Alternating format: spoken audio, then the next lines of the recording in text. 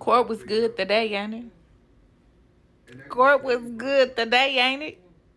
Let's get into what happened. I'm lying like a dog. Court was boring as heck today. I've been on this couch all day tuned in, and only one interesting happened. Let's watch love get read to filth with pure, simple answers. Did Shell stay at your house sometimes? He visit. He didn't stay. Did he ever hide out at your house? He visit. I just answered your question. I understand. Did you ever tell police on January 28, 2015, that Shell had been hiding? Objection, Your Honor. I just answered your question. Speculation. Overruled. And Ms. Smith, I'm not going to keep you up here very long, but I'm going to ask you a specific question because the jury, Your Honor, if I may just be a little. Overruled. I'm going to ask you questions so that the jury who doesn't know the answers, so that you can answer for them, okay? Did you tell the police that night that your friend Kelvin had been hiding out at your place? I did not. Okay. Do you remember talking to police that night? No. Right. Do you recall the name, or do you recall an Officer Collins being the officer that responded to your scene? I do not. Do you recall what the officers looked like? I do not. Okay. Do you recall talking to anyone about your friend Kel in the presence of officers? No. Okay. Do you recall telling them anything about anyone that might have wanted harm to Kelvin? No. Okay. How long do you recall, if you recall at all, the police being on scene? I don't know. All right. I wasn't there.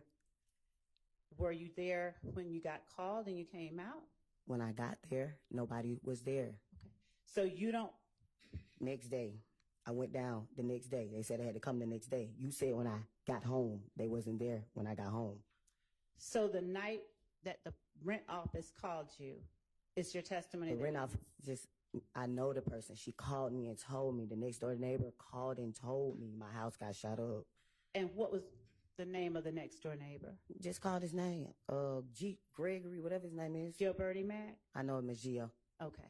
So when Gio called you, it was that night that your house had just gotten shot up? A few people called me. It wasn't a secret. All right. And did you arrive on scene that night? Did you get back to your house that night? I came. Nobody was there. Okay. Do you know about how long after you called or you were called that you came back to your house? No, I do not. What you just watched was Moon Tung's ex, Miss A. Smith, who at first didn't want to even take the stand on camera.